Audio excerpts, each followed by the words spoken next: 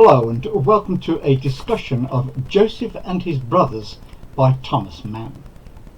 I'm reading this novel together with Matthew of Mayberry Bookclub, and I will link his channel in the show notes below. We are reading this for the Marching Mammoths Challenge and for the Read German 2020 Challenge. Joseph and His Brothers is divided into 4 novels, each of which is divided into 7 parts. In this first video, I discuss the first novel, which is called The Stories of Jacob. The work begins with a prelude. In this prelude, Mann is presenting history as seen at the time of Jacob. Matthew pointed out that Mann describes events from a human perspective and of how the people at the time viewed and valued their recent history. In the biblical book of Genesis, the narrative is God-centered and is seen from a heavenly perspective, whereas in Mann's telling, so far God is not immediately present. Mann's approach makes the characters feel more relatable, and his inclusion of other cultures, beliefs, customs, etc. makes the narrative richer and more enjoyable. In the prelude, and also in the first part called At the Well, Matthew said that Mann appears to have begun his story with an encyclopedic historical biblical essay, brilliant but very daunting in beginning a novel, which is why the translator John E. Woods recommended reading part 3, The Story of Dinah, first, then At the Well, and to read the prelude halfway through book 1, which is what I did. I must admit to not really getting a lot out of the prelude, except at page 7, in speaking about Abraham, Mann writes that he had a restlessness, an inner torment, an urge to wander. I thought that was insightful and made me to realize that God had often used the personalities and temperamental inclinations in motivating people to act.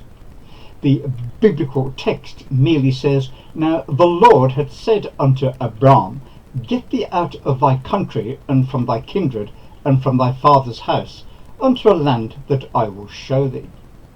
This accorded with Abraham's restlessness, and he was probably delighted to go. In part 1, At the Well, I was fascinated by how Mann uses astrology as a means of introducing us to Joseph's gifts as a prophetic dreamer.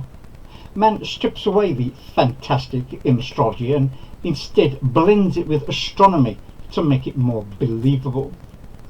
In part 2, Jacob and Esau, on a character called Eliphaz, Mann writes, "For no fewer than 3 creeds battled for his soul: the El Elyon of his grandparents, the Baalim of his mother's clan, and a thundering arrow-shooting divinity named Kuzak." I think this provides a fascinating insight into the religious conflicts and turmoil with which the younger generation had to contend. It must have been very confusing for them. On Esau, he states, he later joined up with the people of the southern mountains and their god. He did so because it was fitting for him. Mann brings out some interesting divergences between Jacob and Esau, one of which is the different god they followed. I thought Mann's take on the episode of Jacob's deception was quite fascinating. Had he wanted the deception? Had he initiated it? Was it his invention? His mother, Eliphaz's grandmother, had desired and planned it all alone. A deceiver? Not he, but rather a victim of female cunning. Nice one, blame your mother. Mann points out that Adam was seduced by Eve, friend of the serpent. In part 3, I read The Story of Dinah, and I really enjoyed Mann's style of writing in this part.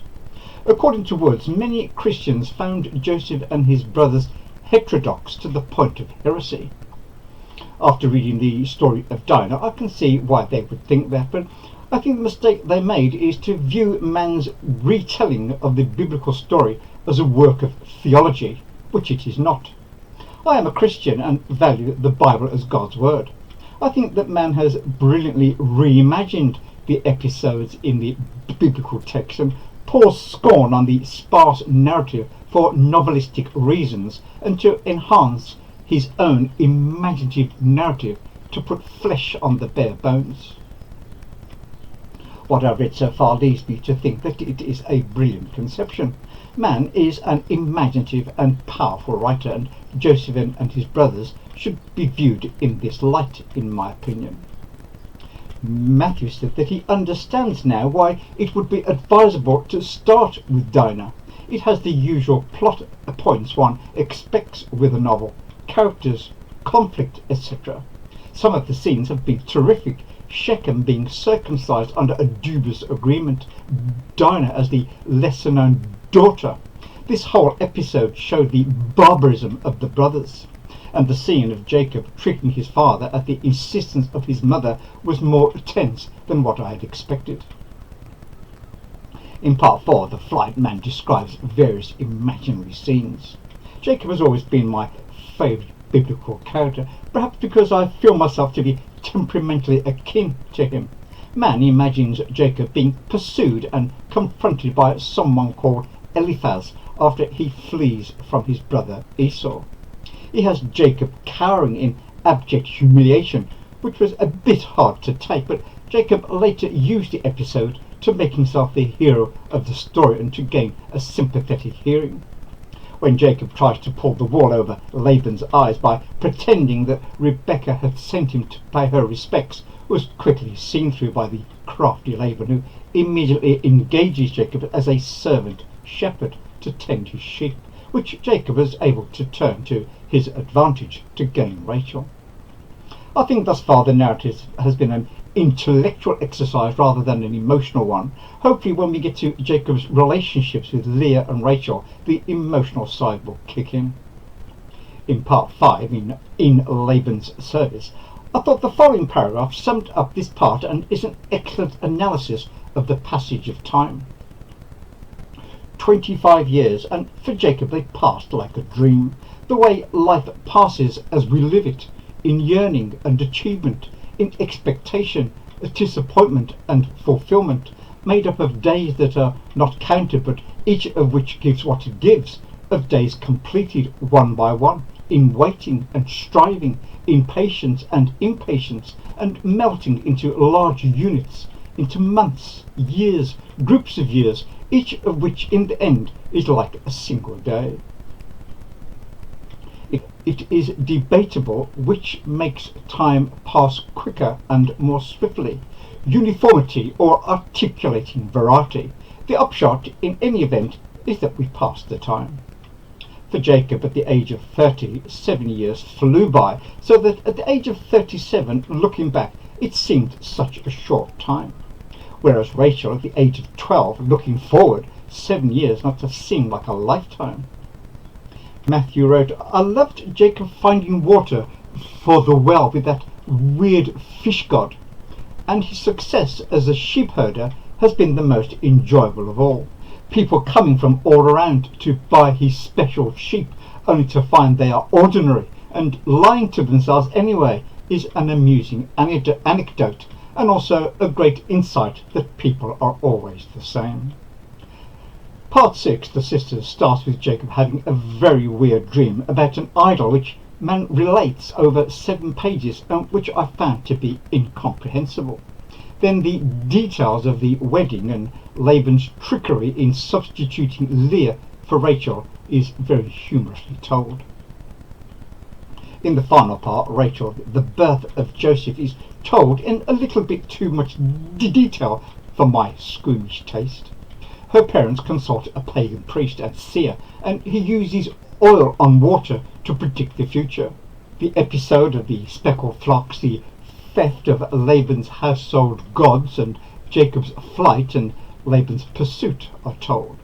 Then the birth of Benjamin and Rachel's death finalize this book. The thing that struck me in this final part was the influence of pagan idols in Rachel's home life and the subsequent effect it must have had on her sons. This first book is a mixed bag of some excellent imaginative writing with some dense and incomprehensible passages. So my rating for this first novel is B. And now here's a quick recap, and I'll be back soon with another BookTube video.